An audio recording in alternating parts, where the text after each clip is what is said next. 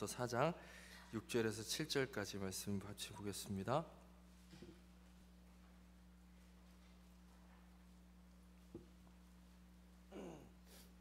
함께 읽겠습니다. 빌립보서 4장 6절로 7절 말씀입니다. 아무것도 염려하지 말고 다만 모든 일에 기도와 간구로 너희 구할 것을 감사함으로 하나님께 아뢰라.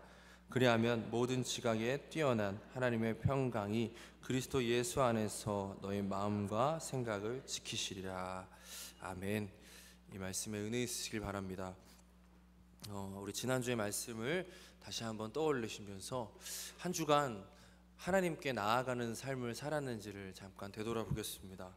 한 주간 마찬가지로 수고하고 무거운 짐을 지면서 사셨을 것인데 그 짐을 주님께 나아감을 통해 그 짐이 가벼워지는 것들을 경험하셨습니까? 아멘이 나와야 되는데 아멘이 감사합니다. 우리가 주님께 나아가면 주님께서 반드시 쉼을 주시겠다라고 약속하셨습니다. 주님께 나아간다는 것이 무엇일까요? 주님께 나아가는 가장 확실하고 안전한 방법은 바로 기도하는 것이죠. 우리가 기도했음에도 불구하고 쉼을 얻지 못했다면 기도를 잘못했다는 것이 되어질 것입니다. 기도하지 않았다는 것은 주님께 나아가지 못했다는 것이고, 기도했음에도 쉼을 얻지 못했다는 것은 잘못 기도했다는 것이 될 것입니다. 왜냐하면 하나님의 말씀은 반드시 정확하게 우리 가운데 약속하신 대로 이루어지기 때문입니다. 우리의 믿음은 항상 그렇게 출발해야 됩니다. 문제의 원인은 나에게 있는 것이지 하나님의 말씀에 있는 것이 아니라는 것이죠. 설교는 회중의 삶을 통해 완성되어집니다. 아무리 듣기 좋은 설교를 한다 할지라도 듣는 사람들이 삶 가운데 그 설교의 내용대로 살아가지 않는다면 그 설교는 미완성의 설교일 것이죠. 간곡하게 부탁하기는 저의 설교를 완성해 주시길 바랍니다. 우리가 정말로 기도하는 것을 통해 우리 삶 가운데 그 주님께서 약속하신 그 모든 것들을 누림으로 정말 완성된 설교의 모습을 보여주시기를 간절히 부탁드립니다. 우리가 그럼에도 불구하고 주님께 나아가는 것이 힘든 이유가 무엇일까요? 그리고 좀 더 쉽게 말씀드리면 기도하는 게 어렵고 기도가 잘 안 되는 이유가 무엇일까요? 제 생각에 사탄이 기도를 방해하기 위해 우리 가운데 던져넣는 생각이 있기 때문에 그런 것 같습니다. 왜냐하면 지난주에도 말씀드렸듯이 사단은 힘이 없어요. 근데 사단이 할 수 있는 게 한 가지 있는데 무엇이라고 그랬죠? 우리에게 거짓된 생각을 집어넣는 거예요. 그러면 그 거짓된 생각이 우리 안에서 자라나서 자꾸만 잘못된 방향으로 나아가게 만드는 것이죠. 그러면 우리의 기도를 방해하고 우리의 기도를 막는 사단의 잘못된 생각이 무엇일까요? 제 생각엔 가장 위험한 생각 중에 하나가 기도하면 달라진다라는 생각입니다. 기도하면 달라진다라는 생각을 우리 머릿속에 집어넣어서 사단이 자꾸만 우리를 기도하지 못하게 만드는 것이죠. 기도하면 달라진다라는 생각이 왜 잘못된 것이냐? 여기엔 두 가지 이유가 있습니다. 첫 번째는 기도해도 달라지지 않는 경우들이 있기 때문에 그렇습니다. 기도해도 달라지지 않을 때 우리는 상실감을 느끼고 하나님에 대한 믿음의 어떤 그런 신뢰도를 잃게 되어지죠. 그리고 기도하는 것을 멈추게 됩니다. 가만 생각해 보면 우리가 기도한다고 해서 하나님의 뜻이 바뀌겠습니까? 예전에 한창 유행했던 그 말 중에 하나님의 보좌를 움직이는 기도라는 내용이 있었습니다. 근데 한번 가만 생각해 보세요. 하나님의 보좌를 우리가 기도로서 움직일 수 있다면 누가 과연 하나님이 되는 것입니까? 누구의 뜻대로 이 땅이 움직여지는 것입니까? 하나님께서 물론 성경에 하나님의 마음을 뜻을 돌이키셨다라는 표현들이 등장합니다. 근데 문맥을 통해서 보면 그것이 정말로 하나님이 마음을 돌이키셨다, 하나님은 인생이 아니시니 회전하는 그림자가 없으시고 후회하지 않으신다라고 하셨습니다. 하나님이 뜻을 정말로 돌이키신다면 진짜 심각한 문제가 생기는 거예요. 하나님이 전지하심이 사라지고 전능하심이 사라지고 우리의 구원조차도 확신할 수 없는 상황에 이르는 것이죠. 하나님은 뜻을 돌이키시는 분이 아닙니다. 성경에 나오는 그런 표현들은 상황의 심각성과 하나님의 마음이 어떠한지를 나타내주기 위한 표현이라는 것이지, 정말로 우리가 열심히 기도하면 하나님의 뜻을 바꿀 수 있다라는 것을 얘기해 주는 것은 아닙니다. 또 더 큰 문제는 뭐냐면, 기도하면 달라진다라는 이 생각 자체가 주는 깊은 잘못된 개념이 뭐냐, 기도 자체를 오해하게 만드는 것이죠. 기도를 우리의 필요를 구하는 것이라고 생각하게 만들고 마는 것입니다. 기도는 우리가 흔히 말할 때, 기도에 대해서 얘기할 때 기도가 무엇입니까? 라고 물어보면 흔히 하는 대답이 뭐죠? 하나님과의 대화입니다. 이렇게 얘기하죠. 우리는 입술로 정답을 얘기하고 있어요. 기도를 얘기할 때 하나님과의 교제의 관점을 맞춰서 정확한 얘기들을 하고 있음에도 불구하고 실질적으로 사단이 준 생각으로 말미암아 우리가 기도하는 내용들은 그냥 단지 우리의 필요를 구할 때가 많이 있다는 것입니다. 요즘 기도가 많이 사라지고 있어요. 저와 같은 젊은 사람들이 기도하지 않는 이유는 간단합니다. 별로 필요한 게 없어서 그렇습니다. 물론 필요한 게 왜 없겠냐마는 하나님께 구할 만큼 필요한 게 그렇게 많이 없어요. 얼마든지 세상에서 얻을 수 있는 것이 많이 있거든요. 주변에 기도를 많이 하는 사람들 중에 어떤 사람들은 대부분 많은 필요가 있어서 구할 것이 많은 사람들을 보게 되어지기도 합니다. 어떤 분이 이런 말을 했습니다. 한국 교회의 기도가 줄어든 시점과 의료보험 제도가 정착된 시점이 비슷하다라는 얘기를 한 적이 있어요. 굉장히 일리 있는 말이라고 생각합니다. 예전에는 아프면 기도하는 것 말고는 방법이 없었어요. 하나님께서는 물론 그런 과정들을 통해서 한국 교회를 세워 나가셨습니다. 그런데 문제는 뭐냐면, 기도라는 것 자체가 거기에 그냥 고정돼 버린 거죠. 그러다 보니까 병원에 충분히 갈 수 있는 여건이 되니까 어떻게 됩니까? 기도원에 사람들이 사라지고 기도하는 사람들이 줄어들게 됩니다. 저희 가정만 봐도 그래요. 저희 가정에 이제 아들이 아플 때가 있잖아요. 아프면 열을 먼저 재요. 열을 재는 이유는 열 때문에 이제 이 아이가 위험해질 수 있기 때문에 그렇죠. 열이 나면 해열제를 먼저 먹이는데, 해열제를 먹여서 열이 좀 떨어지는 것 같으면 병원 안 가요. 왜냐하면 응급실에 가면 그만큼 부담이 되기 때문에 그렇죠. 그리고 아침에 아프면 어떻게 돼요? 그냥 병원 가요. 밤에 좀 애매한 상황 있잖아요. 응급실을 가야 되나 말아야 되나, 그때 이제 기도하는 거죠. 하나님 낫게 해주세요. 제 믿음이 부족해서 그렇습니다. 이건 어떻게 보면 우리 가운데 있는 자연스러운 일들이죠. 내가 얼마든지 행할 수 있는 것들을 있기 때문에 그것들 때문에 하나님께 구하지 않게 되는 것이죠. 세상이 점점 편해진다는 것은 무엇입니까? 하나님께 구할 것들이 사라진다는 거예요. 그러면 요즘 같은 세상에서 기도가 줄어드는 것은 당연한 것입니다. 그런데 정말 기도가 그런 것일까요? 기도가 단지 구하는 것이라면 어떻게 되어질까요? 한번 상상해 보시기 바랍니다. 사랑하는 사람이 있는데 이 사람과의 대화의 90% 이상이 그냥 사달라는 거라고 생각해 보세요. 제 아들이 저에게 하는 얘기가 전부 사달라는 것만에, 사달라는 얘기만 한다면 그 관계가 어떻게 되겠습니까? 우리는 기도한다고 할 때 가장 먼저 머리에 떠오르는 게 뭐죠? 기도 제목입니다. 기도 제목이 없으면 하나님께 기도하지 못하는 우리의 모습.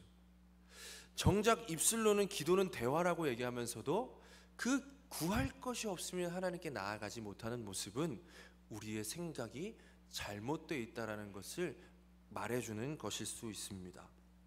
기도를 대하는 우리의 자세가 달라져야 진짜 기도가 가능한 것입니다. 그래서 저는 오늘 말씀을 통해서 진짜 기도가 무엇이고 진짜 기도를 통해 어떠한 일들이 일어나는지를 함께 살펴보고자 합니다. 기도에 대한 많은 가르침들이 있지만 우리에게는 명확하고 분명한 기준이 있죠. 바로 주기도문의 내용입니다. 예수님께서는 기도를 가르쳐 달라 하신 제자들의 말을 듣고 주기도문의 내용을 가르쳐 주셨으며, 마태복음에서는 산상수훈의 내용, 그리스도인이 어떻게 살아가야 되는가에 대한 본질적인 얘기를 하시면서 주기도문의 내용을 얘기하셨습니다. 주기도문을 우리가 주일날마다 외우고 또 심지어 우리가 찬양했던 것처럼 찬송의 가사로 만들어서 부르는 이유는 이 주기도문의 내용을 통해서 우리가 날마다 기도가 무엇인지를 확인해야 될 필요가 있었기 때문이죠. 그냥 단지 하나의 의식으로 외우는 것이 아니라는 겁니다. 우리는 매번 주기도문을 외우면서도 정말 기도가 무엇인지 모르고 넘어갈 때가 많이 있습니다. 그래서 오늘은 이 주기도문의 내용을 다시 한번 살펴봄으로써 그 기도가 무엇인지를 함께 나눠보고자 합니다. 그 멕시코에 계신 제 아버지가 설교를 좀 들으셨나 봐요. 저의 설교를. 그리고 이제 통화하는데 이렇게 얘기하시더라고요. 참 좋더라. 근데가 문제죠. 근데 나 같은 사람은 좀 좋을 것 같다, 이렇게 얘기하시더라고요.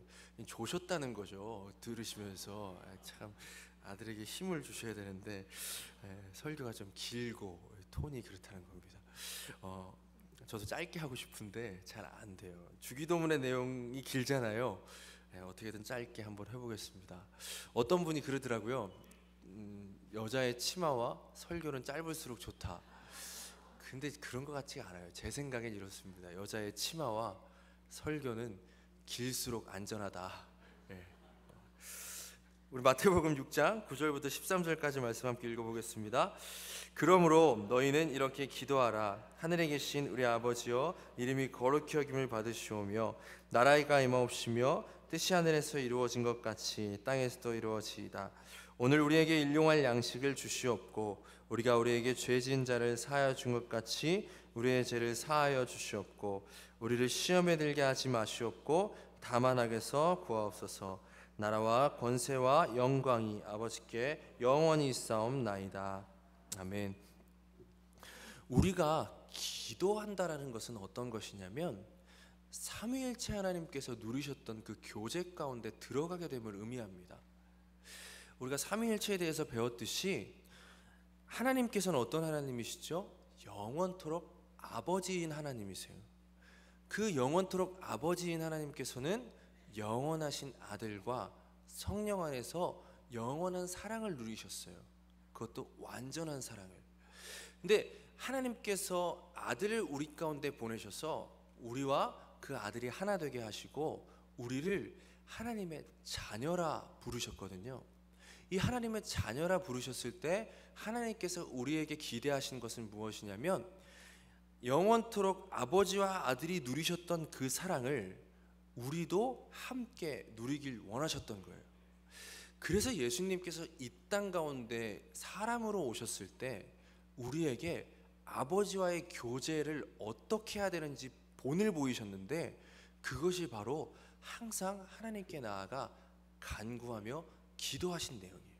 여기 마가복음 1장 35절에 뭐라고 되어 있죠? 새벽 아직도 밝기 전에 예수께서 일어나 나가 한적한 곳으로 가사 거기서 기도하시더니, 예수님께서 뭘 구하기 위해서 가신 것이 아니라 예수님의 마음 가운데는 항상 아버지에 대한 사랑이 있으셨기 때문에 이 삶이 시작되기 전부터, 세상이 시작되기 전 그 첫 시간에 항상 아버지께 나아가서 교제함으로써 시작하셨다는 거예요.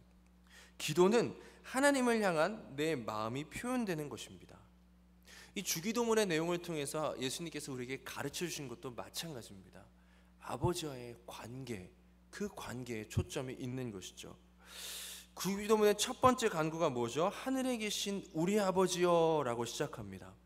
이 첫 번째 하나님을 부르는 그 부름에부터 기도가 무엇인지를 우리에게 명확하게 가르쳐 줍니다. 기도는 아버지께 나아가는 것이라는 거예요. 단지 그냥 우리의 필요를 위해서 그냥 신에게 간구하는 내용이 아니라 아버지께 나아가는 것이 기도라는 것입니다. 조나단 에드워즈는 그리스도인의 모든 좋은 것은 하나님으로부터 예수 그리스도로 말미암아 성령 안에서 주어진다라고 말하였습니다. 기도한다는 것은 더 이상 세상의 것들에서 만족과 행복을 구하는 것을 멈추고 아버지 되시는 하나님께 눈을 돌리는 것이다, 이것이죠. 여러분, 근데 그럼에도 불구하고 기도하면서 힘이 들고 어려운 이유가 무엇일까요? 기도한다는 것은 우리 아버지께 나아간다는 것인데, 우리 아버지는 어떤 분이에요? 하늘에 계신 아버지예요. 모든 것을 창조하신, 피조물이 아니라 모든 것을 창조하시고 모든 것을 다스리시는 그 아버지께 나아가는 거예요. 그 아버지께 나아감에도 불구하고 여전히 우리가 힘든 것이 있고 어려운 것이 있는 이유가 무엇일까요? 야고보서 4장 3절 말씀 읽어보겠습니다. 구하여도 받지 못함은 정욕으로 쓰려고 잘못 구하기 때문이라. 우리는 아버지께 나아가서 아버지께서 주시는 하늘의 값진 보화를 구해야 되는데, 정욕으로 땅의 것들만 구할 때가 있다는 것이죠. 그래서 기도가 재미없어지고 하고 싶지도 않아질 때가 있습니다. 이 기도를 통해 자꾸 아버지께 나아간다는 생각이 아니라 우리의 필요를 구한다라고만 생각하니까 그 가운데 실증남이 있고 어려움이 있는 거예요. 기도하면 기도할수록 더 힘든 상황이 닥쳐오기도 한다는 것입니다. 우리가 아버지께 나아가서 간구해야 될 것이 무엇이냐? 첫 번째는 아버지의 이름이 거룩히 여김을 받기를 바라는 기도가 있어야 합니다. 우리의 가장 큰 기도의 제목은 우리의 하늘 아버지께서 거룩히 여김을 받는 것입니다. 이것은 기도의 핵심이 무엇인지를 잘 가르쳐 주는 것입니다. 오직 하나님께만 영광이 있음을 고백하며 우리의 삶의 모든 것을 통해 아버지의 이름이 거룩히 여김을 받기 원하는 것, 그것이 우리의 소원이 되어야 한다는 것이죠. 기도의 목적은 결코 이 세상에서 잘 먹고 잘 살기 위함이 아니라는 것입니다. 그럼 거룩이라는 것은 무엇이냐면 세상과 다르다라는 것에서 출발합니다. 예수님께서 이 땅 가운데 오셔서 거룩함을 나타내셨는데, 예수님께서 나타내신 거룩함이 무엇이었냐면 하나님께서는 세상과 다르다는 것이었어요. 하나님께서는 세상의 신과 다르다는 것이었어요. 예수님께서 이 땅 가운데 오셔서 우리를 위해 십자가에 달려 돌아가 죽으심을 통해 나타내신 것이 무엇입니까? 이 세상의 어느 신이 그 피조물을 위해 자기의 전부를 준단 말입니까? 예수님은 그 자신의 모습을 통해 하나님께서 다른 분이심을 나타내 주셨어요. 우리의 간구가 무엇이 되어야 하냐면 예수님께서 그리하셨듯이 우리의 모습을 통해 하나님께서 다른 하나님이심을 나타내기 위한 소원이 있어야 한다는 것입니다. 우리의 기도가 만약 이러한 기도가 되지 않고 여전히 하나님을 이용해서 세상에서 높아지려 한다거나 하나님을 통해서 내가 원하는 것들만 구하는 정욕적인 기도가 되어지면 우리는 괴물이 되던가 기도를 더 이상 하지 않게 될 것입니다. 괴물이란 무엇이냐면 힘은 있는데 방향이 잘못된 존재를 얘기합니다. 힘은 있는데 방향이 잘못된 거예요. 기도하면서 하나님께서 주셨다는 것들이 막 있는데 방향이 잘못돼서 나를 위한 것들만 가득한 거예요. 심지어 하나님을 이용해서 내가 높아지길 원하는 그런 간구가 남아있는 것들을 보게 되었습니다. 이러한 것들이 있는 사람은 결코 진정한 하나님과의 교제를 경험할 수 없습니다. 아마 세상 사람과 마찬가지로 계속되는 목마름 가운데 하나님과 계속되는 씨름만 하게 되어질 것입니다. 내 자신이 높아지기 위함이 아니라 아버지의 이름을 위한 삶을 구하는 것이 바로 기도인 것입니다. 마찬가지로 아버지의 나라가 임하길 바라는 간구 또한 우리의 기도의 본질적인 것이 무엇인지를 가르쳐 줍니다. 우리가 하나님의 나라에 대해서 계속해서 배우고 있지만 이 세상은 본래 하나님의 나라입니다. 그럼에도 불구하고 죄로 말미암아 사탄의 지배 가운데 이 세상이 놓이게 되었습니다. 그래서 주님께서는 이 땅이 아버지의 나라가 되기를 구하라고 가르쳐 주신 것입니다. 아버지의 나라는 무엇이죠? 하나님께서 진정한 왕이심이 인정되어지고 모든 나라가 하나님께서 진정한 왕이심을 고백하며 그분의 통치 가운데 따르는 그 나라가 바로 아버지의 나라인 것입니다. 죄악 가운데 살아간다는 것은 더 이상 하나님의 통치를 따르는 것이 자연스럽지 않은 세상 가운데 살아간다는 것을 의미합니다. 우리의 죄악된 본성은 결코 자연적인 상태에서는 하나님의 말씀에 순종할 수가 없습니다. 죄악으로 물들어 있기 때문이죠. 그래서 하나님께서 우리에게 가르쳐 주신 기도의 내용은 우리가 하나님의 나라를 임하기를 간절히 간구하라는 것입니다. 하나님의 자녀인 우리가 사탄의 일에서 벗어나 아버지의 통치 가운데 순종하고 그 나라의 평안과 안전과 유익의 은혜를 얻기를 간구하며 우리를 통해 그 나라가 이 땅 가운데 이미 임하였음이 증거되어 주기를 간구하는 것이 기도의 본질적인 목적이라는 것입니다. 이 역시도 하나님과의 관계, 우리의 본질과 관련되어 있는 것이죠. 이러한 모든 간구는 나의 삶을 통해 아버지의 뜻이 나타나기를 바라는 간구로 집약됩니다. 그래서 그 다음의 내용이 무엇이죠? 아버지의 뜻이 하늘에서와 같이 이 땅에서 이루어지기를 바랍니다 라는 간구가 이어지는 것입니다. 예전부터 제 안에 계속되는 갈등이 있었어요. 어떤 갈등이냐면, 한번 생각해 보세요. 하나님께서 전능하시고 모든 것이 하나님의 뜻대로 이어진다라고 고백하잖아요. 그러면 과연 그 가운데 하나님의, 이 세상의 모든 것이 하나님의 뜻대로 결국 이루어질 텐데 그 가운데 우리가 구하는 것이 과연 어떤 의미가 있는가? 예전에 저 모교회에서 배우자를 위한 기도를 막 하라고 그랬거든요. 그때 제 안에 이런 반항 아닌 반항이 있었어요. 결국에 하나님께서 정해주신 사람과 결혼할 텐데 지금 간구하는 게 무슨 소용이 있는가? 결국에 하나님께서 정해주신 사람과 결혼했습니다. 그런데 이 모든 생각의 출발점이 뭐였냐면 기도를 단지 구하는 것이라고 생각했기 때문에 그런 생각을 하게 된 거예요. 만약 기도가 우리의 필요를 구하는 것이 전부라면 제가 지금 말씀드린 바와 같이 우리가 기도할 필요가 없을지도 모릅니다. 그런데 기도의 목적이 교제라면, 기도의 주안점이 관계에 있다면 하나님의 뜻을 바꿀 수 없다 하더라도 그것에 관해 하나님께 묻고 그 뜻에 순종하기를 간구하는 것은 우리에게 마땅히 필요한 것이라는 겁니다. 자꾸만 우리가 기도하지 못하고 기도를 무의미하게 되어지고 기도하면서도 여전히 우리 안에 있는 염려를 내려놓지 못하는 이유는 우리가 기도를 오해하고 있기 때문이라는 것이죠. 우리는 기도를 통해 그 뜻을 깨닫고 그 뜻대로 행할 수 있는 힘을 얻어서 하나님과의 진정한 교제 가운데 들어가게 된다는 것입니다.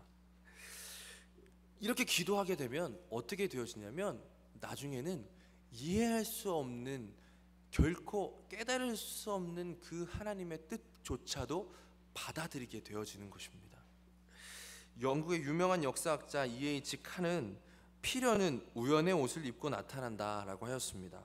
과거를 돌이켜보면 의미 없이 일어나는 모든 일들도 나중에 굉장히 큰 사건으로 귀결된다라고 하는 의미에서 이러한 말을 하게 된 것이죠. 우리 삶을 돌아보면 우연의 연속인 것 같고 별로 의미 없이 일어나는 것 같은 일들이 때로 우리 삶에 정말 중요하게 변화되어지고 중요하게 확장되어지는 것을 보게 되어집니다. 아무 의미 없다 생각했던 그 행동이 나중에 심각한 결과를 초래하게 되어지는 일도 있는 것이죠. 왜냐하면 하나님께서는 우리가 보지 못하는 그 이면에서 하나님의 정하신 뜻대로 모든 것을 합력하여 선을 이루고 계시기 때문입니다. 우리는 3차원적인 존재이기 때문에 우리는 3차원의 세계 가운데 갇혀 있지만 하나님은 우리가 상상할 수 없는 다른 차원에서 이미 우리를 위해 일하고 계신다라는 것이죠. 그래서 우리가 이 하나님의 뜻을 구하고 그 뜻대로 순종하기를 간구할 때 우리는 그러한 하나님에 대해서 알아가게 되어지고 그러한 하나님께서 우리 가운데 행하신 모든 일들을 감사함으로 받아들일 수 있는 지경에까지 이르게 되어진다라는 것입니다. 이러한 기도는 하나님과 우리와의 관계를 더욱더 깊이 있게 만들어 주는 것입니다. 주기도문은 두 부분으로 나눠 있어요. 첫 번째는 여기까지 세 가지의 간구인데 하나님께서 영광 받으시옵소서라는 간구입니다. 그리고 이후에 있는 간구들은 하나님의 영광을 나타내기 위해서 저의 필요를 채워주시옵소서라는 간구입니다. 왜냐하면 하나님의 영광을 나타낼 힘이 우리에게는 없기 때문이죠. 이게 주세요라는 기도의 내용이죠. 그래서 첫 번째 간구는 뭐냐면 우리에게 오늘 필요한 것을 주십시오라는 간구입니다. 일용할 양식에 대한 간구이죠. 여전히 기도를 단지 필요를 구하는 것이라고 생각하는 사람들에게 이 일용할 양식을 구하라는 내용은 마치 이런 것과 같을 것입니다. 쉬지 말고 기도하라라는 의미를 쉬지 말고 모든 것을 구해야만 한다 라는 것과 같은 의미로 받아들여질 것입니다. 예전에 제가 들었던 설교의 예화 중에 이런 것이 있었습니다. 어떤 사람이 천국에 갔는데 한 천사가 창고를 열어주면서 보여주는데 그 창고 안에 아직 포장이 뜯어지지 않은 선물 상자가 가득하였다고 합니다. 그러면서 천사가 하는 얘기가 이 선물 상자는 당신이 받고 누릴 수 있었던 좋은 것들인데 기도하지 않았기 때문에 아직 풀러지지 않은 상태로 있는 것입니다 라고 얘기했던 것이죠. 정말 그렇다면 억울해서 천국에 있을 수 있겠습니까? 다시 하나님 내려가서 기도 좀 하고 오겠습니다 이렇게 되겠죠. 이러한 내용을 받아들일 수 없는 이유가 뭐냐면, 그렇다면 기도해도 해결되지 않았던 그 문제들은 뭡니까? 기도했음에도 불구하고 받지 못했던 것들은 무엇이란 말입니까? 오랜 시간 동안 기도는 잔뜩 했는데 온통 자신의 필요만 나열하고 진정한 기도의 목적은 상실함으로 기도의 응답을 받지 못하는 경우가 있다는 것이죠. 제가 좀 의도적으로 거부하고 싫어하는 표현 중에 기도에 관한 표현 중에 이런 표현이 있습니다. 물은 100도씨가 돼야지만 끓는다. 이런 얘기 들어보셨죠? 기도 응답이 이루어지지 않는 이유는 아직 기도가 부족하기 때문이다. 이제 이런 맥락에서, 물론 그 말씀을 전하실 때 기도해야 되는 필요성에 대해서 말씀하시는 것을 압니다. 그런데 그게 저한테는 희망 고문처럼 들리는 거예요. 희망 고문 뭔지 아시죠? 100도씨가 되기 전엔 끓지 않는다. 그럼 과연 언제까지 기도하라는 거예요? 그리고 그 기도하는 가운데 뭐예요? 계속해서 나는 내 뜻대로 정욕대로 구하면서 언젠간 100도씨가 되겠지 하면서 간구하고 있다면 하나님께서 그 뜻을 이루어 주실 리가 없음에도 불구하고 우리 가운데 잘못된 생각으로 계속 하나님과 씨름하게 되어지는 거죠. 하나님께서는 포기하라 하시는데 계속 구하라. 지난주에 설명했던 것과 같이 기도하면 할수록 우리 삶이 공허해지고 슬픔 가운데 놓일 수도 있다는 것을 기억해야 합니다. 기도의 초점은 하나님의 뜻에 있는 것이죠. 이 일용할 양식을 구하라고 했을 때 우리의 초점은 무엇이 되어야 하냐면 일용할 양식을 구하라 하신 데 있다는 것입니다. 나를 높여줄 양식이 아니라, 나를 배부르게 해줄 양식이 아니라, 내 필요를 채워줄 양식이 아니라 오늘 하루를 살아갈 양식을 구하라 하신 것을 우리는 기억해야 합니다. 나의 삶을 통해 아버지의 이름이 거룩히 여김을 받으시고 그 나라가 나타나며 그 뜻이 이루어짐을 드러낼 수 있기 위해 필요한 것들을 하나님께 구하라라는 것이죠. 요한일서 5장 14절 말씀 읽어보겠습니다. 그를 향하여 우리가 가진 바 담대함이 이것이니 그의 뜻대로 무엇을 구하면 들으심이라. 물론 어떤 경우에 하나님의 뜻 가운데 있음에도 불구하고 우리가 계속해서 기도해야 될 때가 있습니다. 하지만 많은 경우에 우리의 기도가 응답되지 않는다면 우리는 그 자리에서 하나님의 뜻이 무엇인지를 고민해야 합니다. 지금 내가 구하는 것이 정욕으로 구하는 것인가, 아버지의 나라와 그 영광을 위해서 구하는 것인가 하는 고민이 있어야 하는 것이죠. 또한 여기서 우리에게 한 가지 더 지적해주고 있는 것이 있는데, 그것은 무엇이냐? 오늘 나에게 필요한 양식은 과연 얼마만큼인가 하는 것입니다. 삼시세끼라는 프로가 있죠. 사람은 과연 몇 끼를 먹어야 하루를 살아갈 수 있을까요? 많은 사람들이 저를 오해합니다. 제가 많이 먹을 거라고 생각하죠. 저는 하루에 한 끼 먹을 때도 많이 있습니다. 물론 많이 먹긴 하지만 저는 주는 만큼만 먹어요. 남들이 오해해서 많이 먹는다 생각하고 많이 주셔서 많이 먹을 뿐이에요. 저는 소식을 좋아해요. 이 오늘 나에게 필요한 양식이 얼마만큼이냐, 욕심에 관한 부분을 하나님께서 말하고 지적해주고 계신 것입니다. 욕심이란 뭐냐면 죄악 가운데 있는 우리 본성을 가장 잘 드러내주는 그런 현상입니다. 우리가 계속해서 말하고 있지만 죄악 가운데 있는 인간의 마음엔 큰 구멍이 뚫렸어요. 그래서 아무리 부어도 만족이 없는 상태 가운데 놓이고 말았습니다. 그래서 세상을 보면 가진 사람들이 더 욕심을 내요. 만약 세상이 그렇지 않다면 이 세상에 굶어 죽는 사람은 아무도 없을 겁니다. 한번 생각해 보세요. 정말 백만장자 그 부자들이 자기의 것을 조금씩만 내어놓는다면 이 세상에 굶어 죽는 사람이 왜 존재하겠습니까? 여전히 사람들은 더 많은 것을 구하기 때문에 이 세상은 지금 이런 모습 가운데 놓여 있는 것이죠. 오늘 일용할 양식만을 구한다는 것은 하나님 앞에 우리의 욕심을 버리고 만족을 구하는 기도라는 것을 우리는 분명히 깨달아야 합니다.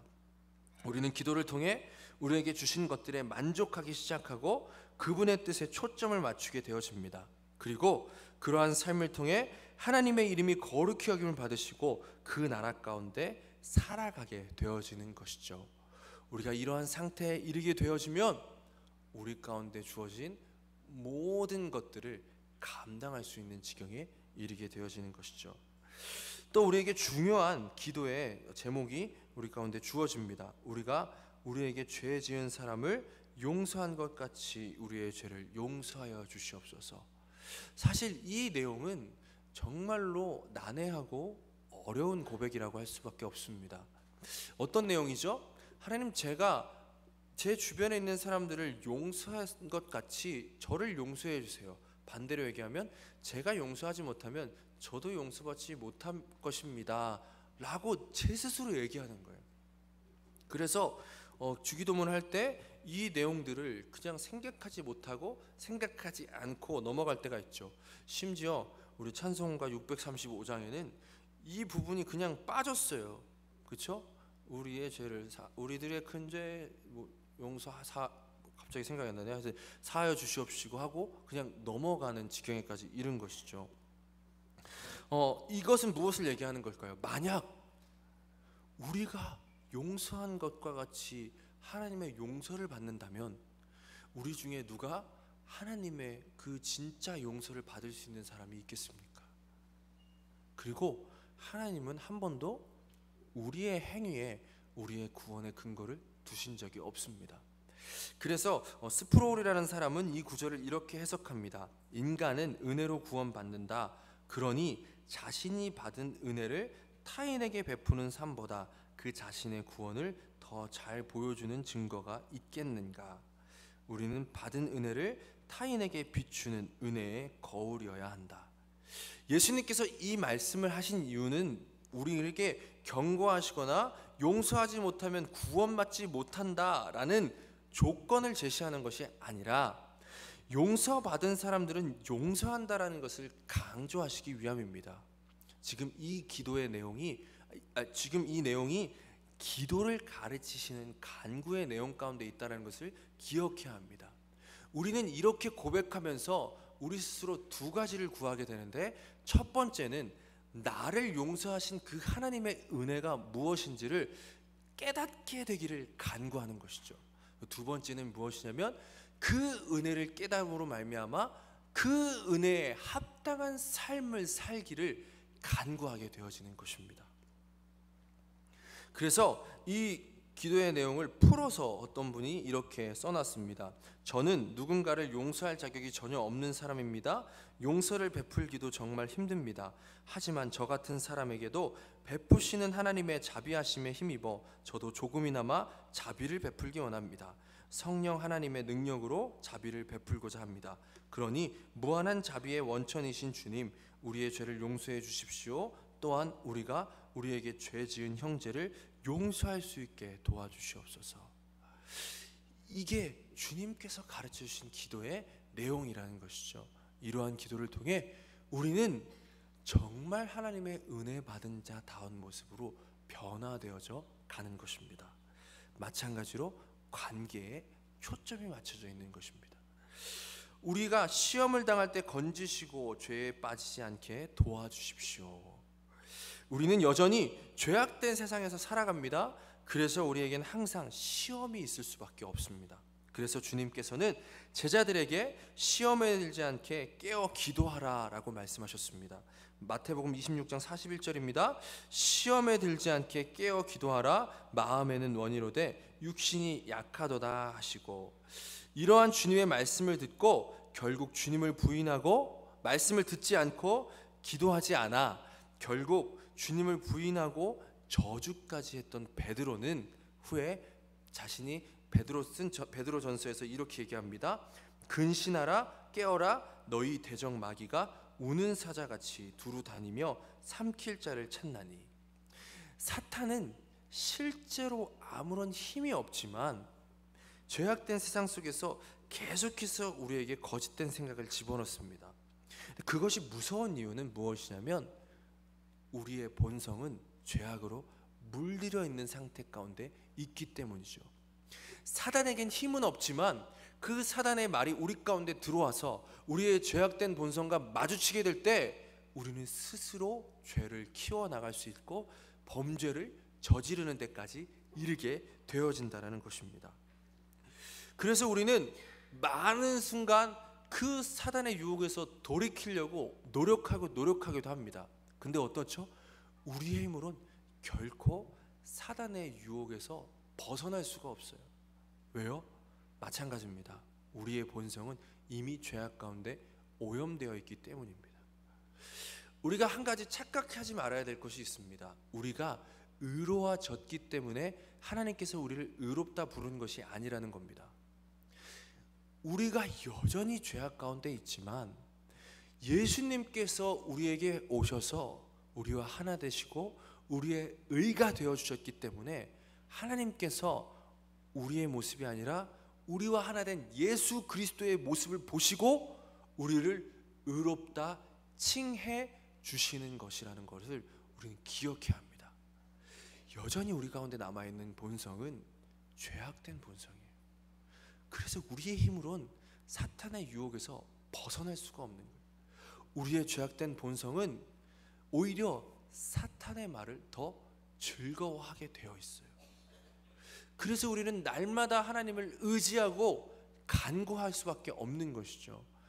주님께서 주시는 성령의 능력이 아니고서는, 성령님의 도우심이 아니고서는 우리가 하나님께 나아갈 수 없기 때문에 우리가 날마다 간구해야 되는 거예요. 그 간구를 통해서 우리는 주님을 더욱더 의지하게 되어지고 그 의지함을 통해 하나님의 자녀다운 순종을 할 수 있게 되어진다라는 것을 얘기하는 것입니다. 성령님을 의지하지 않으면, 기도하지 않으면 이길 수 없다는 것을 우리는 분명히 깨달아야 합니다. 지금까지 살펴본 것과 같이 주님께서 가르쳐 주신 기도의 내용을 통해 우리는 하나님 아버지와의 친밀한 교제 가운데 들어가게 되어집니다. 그 안에서 우리 자신이 변화됨을 경험하게 되어지고 하나님 나라 가운데서 누릴 수 있는 의와 평강과 희락을 누리게 되어진다는 것이죠. 또한 우리는 우리에게 주어진 모든 것들을 받아들일 수 있는 힘이 생겨나게 되어집니다. 아버지와의 관계가 회복되었기 때문에 아버지께로부터 오는 모든 것을 다 감당할 수 있게 되어지는 것입니다. 이 주기도문의 마지막에 붙는 송영의 내용, 나라와 권세와 영광이 아버지께 영원히 있습니다 라는 이 고백은 지금까지 모든 간구의 내용의 목적과 그 결과가 무엇인지를 우리 가운데 잘 가르쳐주고 있습니다. 사실 이 부분은 몇몇 사본에는 등장하지 않습니다. 여러분, 성경 원본이 없는 거 아시죠? 성경 원본은 이미 없어졌어요. 그래서 그것을 베낀 것들을 통해서 우리가 이 성경을 전수받게 되었는데, 가끔 성경에 보면 이상한 부분들이 있어요. 예를 들면 없음 딱 이렇게 나와 있는 거예요. 없음. 왜 굳이 그냥 없으면 건너뛰면 되는데 왜 없음이라고 남겨놓은지 아세요? 예를 들면 14절 있고 15절 없음, 그리고 16절 딱 있는 거죠. 그냥 없으면 없애버리고 16절 하면 되잖아요. 그 없음으로 남겨둔 이유가 뭐냐면 몇몇 사본에는 그 구절이 있는 거예요. 15절이 있는 거죠. 근데 좀 더 많은 사본을 통해서 살펴보고 문맥으로 통해서 봤을 때 15절의 내용은 원본에는 없었을 것이다 라고 결론을 내렸기 때문에, 그지만 그럼에도 불구하고 그것이 있는 구절들이 있기 때문에 그냥 15절은 없음이라고 남겨놓은 거예요. 그리고 또 어떤 것이 있냐면 오늘 말씀처럼 괄호로 이렇게 묶여있는 부분이 있어요. 괄호. 그 헬라어 원본에는 괄호가 없어요. 그 헬라어는 괄호 같은 게 없거든요. 근데 이 괄호로 묶여진 이유는 뭐냐면 몇몇 사본에는 있는데 몇몇 사본에는 없는 거예요. 그리고 좀 더 정확히 말하면 아마도 원본에는 이 내용이 없었을 것이다 라는 생각 때문에 괄호로 묶어놓은 거예요. 근데 왜 없음이라고 하지 않고 괄호로 묶어서 얘기했냐면, 그게 원본에는 없었을지 모르지만 초대교회 가운데 그 성경들이 돌려서 읽혀지고 그 성경들이 고백되어지는 가운데 포함되어져서 신앙의 믿음의 내용들을 더욱더 굳건하게 해주는 거라고 믿기 때문에 그것을 괄호를 통해서 기록해 놓은 거죠. 오늘 이 본문에서도 마찬가지입니다. 많은 학자들이 이 부분이 왜 기록되어 있는가라는 것을 이렇게 설명합니다. 실제로 초대교회 가운데 많은 교회들이 이 주기도문의 내용 이후에 이 나라와 권세와 영광이 아버지께 영원히 있습니다 라는 고백을 붙임을 통해 기도의 그 결론과 기도의 목적이 무엇인지를 함께 고백했을 것이다. 초대교회의 기도의 일반적인 결말로서 포함되었을 것이다 라고 인정하기 때문에 괄호를 통해서 이 내용을 적어놓고 있는 것입니다. 우리말 성경에서도 마찬가지로 이것을 인정하고 받아들이기에 이러한 내용들을 넣어놓고 있는 것이죠. 특별히 이 주기도문이라고 해가지고 우리가 성경책 앞에도 있고 예배 시간마다 이것을 사용하기 시작했잖아요. 그 목적이 기도가 무엇인지를 날마다 생각하기 위해서 그것을 적었다고 했는데, 개역 한글판 주기도문에는 이 나라와 권세와 영광이 아버지께 영원히 있습니다 라는 말 앞에 대개라는 말을 붙여서 기도의 목적이 무엇이고 기도의 결과가 무엇인지를 좀 더 명확하게 우리에게 전수해주고 있습니다. 대개라는 말은 일의 큰 원칙으로 말하자면 혹은 지금까지 일로 미루어 보건대 라는 뜻을 가지고 있습니다. 왜냐하면 이런 뜻을 갖고 있는 거죠. 지금까지 간구한 기도의 큰 원칙으로 보자면, 왜냐하면 나라와 권세와 영광이 아버지께 영원히 있기 때문입니다 라고 우리가 고백하는 것이죠. 주님께서 가르쳐주신 기도의 본을 따라 기도해야 되는 이유를 제시해주고 있는 것입니다. 우리가 왜 하나님의 이름이 거룩히 여김을 받기를 간구하고 하나님의 나라가 임재하기를 간구하며 그 뜻이 나를 통해 이루어지기를 간구해야 하는가? 왜 그분께서 허락하신 하루에 만족하고 은혜를 더욱 깊이 깨닫고 그 은혜를 실천할 수 있기까지 간구하며 보호를 요청하고 의지해야만 하는가? 하나님의 나라와 권세와 영광이 영원히 하나님께 있기 때문이다 라는 것입니다. 나라와 권세와 영광이 하나님께 영원히 있습니다. 오직 하나님께만 영광이 있습니다 라고 고백하지 못하는 사람은 이렇게 기도할 수 없다는 것입니다. 또 이렇게 기도하는 사람들은 결국에 어떻게 고백하게 되느냐? 오직 하나님께만 영광이 있습니다. 나라와 권세와 영광이 영원히 하나님께만 있습니다라고 고백하게 되어진다라는 것입니다. 더 이상 세상에서 만족과 영광을 찾지 않고 오직 하나님께만 영광을 두고 하나님께만 영광을 찾게 되어지는 모습으로 바뀌어지게 된다는 것을 설명해 주고 있는 것입니다. 기도하면 달라집니까? 기도하면 달라집니다. 상황과 환경은 달라지지 않을 수도 있습니다. 욥이 계속되는 고통 가운데 살았던 것처럼 하나님께서 우리가 이해할 수 없는 그 놀라우신 섭리 가운데 우리의 인생에 고통을 허락하시는 경우도 있기 때문이죠. 그런데 기도하면 달라집니다. 무엇이 달라집니까? 내가 달라집니다. 문제와 상황을 대하는 내가 달라지게 되어집니다. 거짓된 행복에 속지 않고 세상의 영광을 두지 않고 오직 하나님께만 영광을 두고 그 안에서 만족과 참된 행복을 찾는 사람으로 바뀌어지게 되어지는 것입니다. 사실 상황과 환경이 바뀌는 것은 그렇게 중요한 문제가 아닙니다.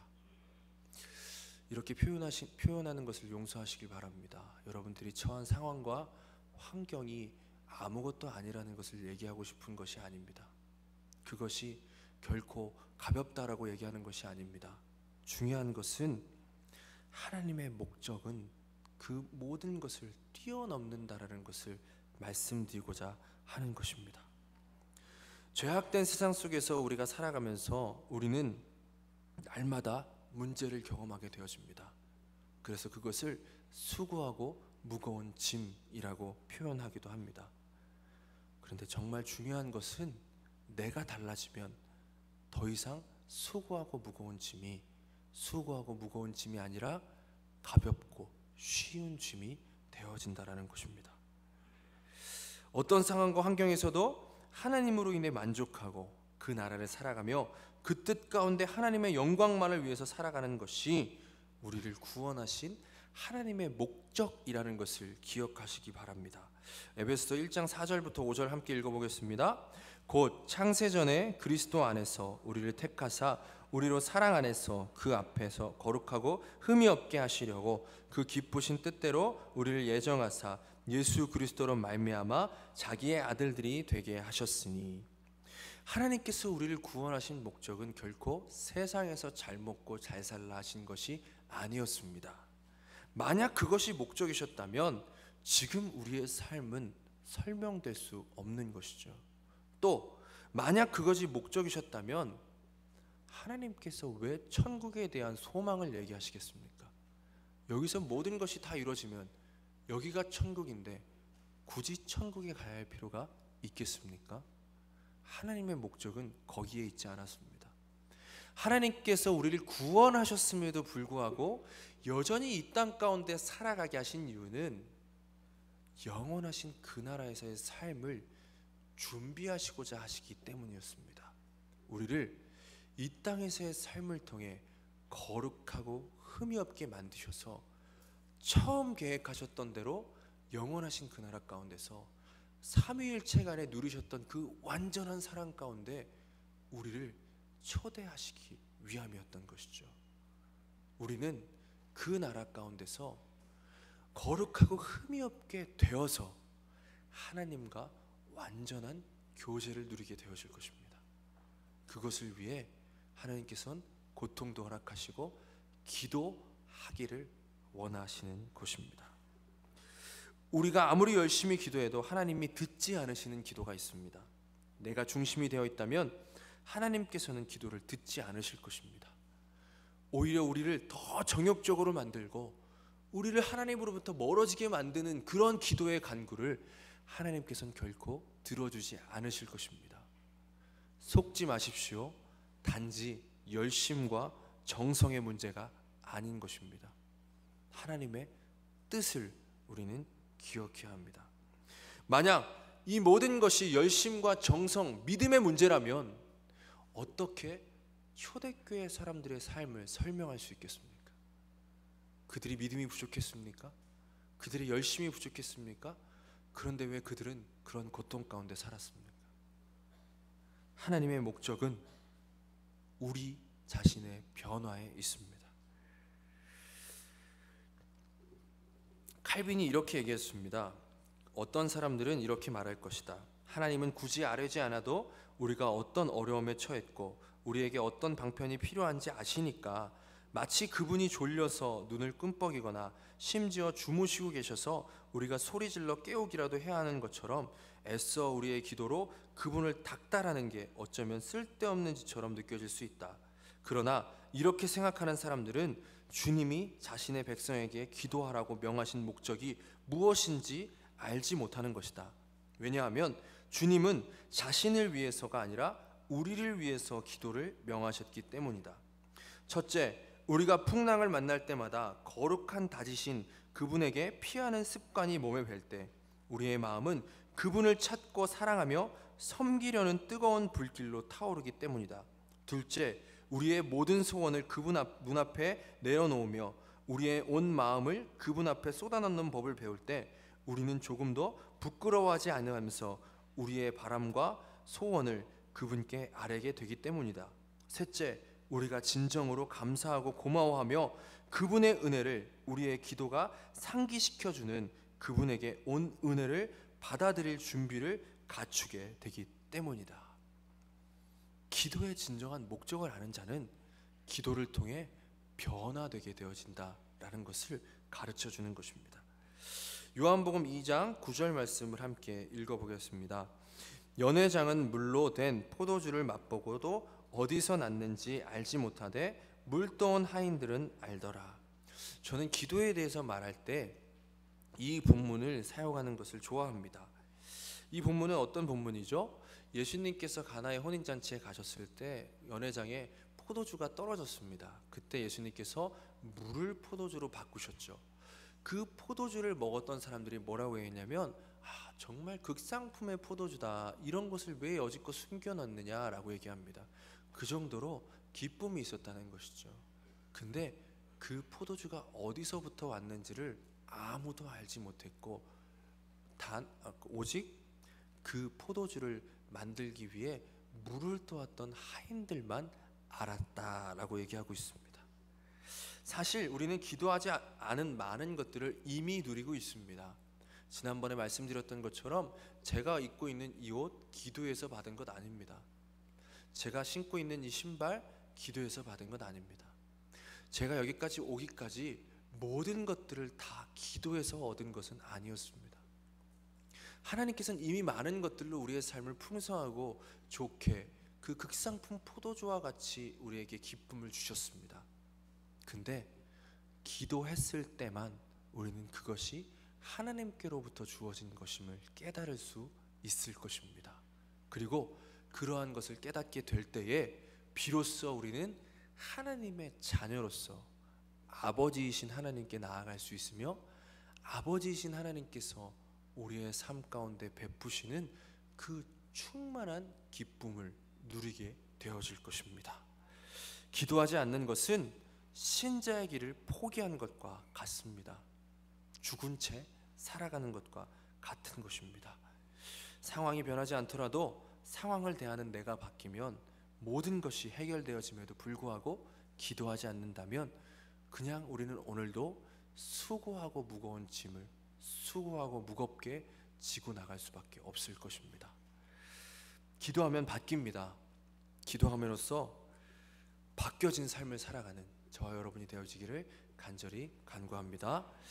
기도하겠습니다. 하나님 감사합니다. 하나님께서 오늘 우리를 또 불러주시고 우리 가운데 다시 한번 하나님께 나아갈 수 있는 힘과 그 의미를 제공하여 주시니 너무나 감사합니다.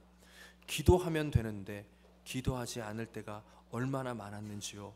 하나님 이제 다시금 주님께서 주신 말씀으로 말미암아 주님께서 원하시는 기도의 자리 가운데 나아가기를 소망합니다. 더 이상 정욕적으로 구하는 잘못된 기도의 내용이 아니라 그것으로 말미암아 기도하기를 포기한 삶을 살아가는 것이 아니라 하나님께서 예수 그리스도를 통해 가르쳐 주신 기도의 본을 따라 주님과의 관계를 바라보며 참된 기도가 우리 가운데서 나올 수 있도록 주님 우리를 붙들어 주시옵소서. 우리의 힘으로 안 됩니다. 성령님께서 간구하여 주셔서 성령께서 붙잡아 주셔서 우리로 하여금 바른 기도를 하게 하여 주시옵시고 바른 기도를 통해 변화된 삶을 살아갈 수 있게 하여 주시옵소서. 예수님의 이름으로 기도드리옵나이다. 아멘. 우리 다 같이 일어나셔서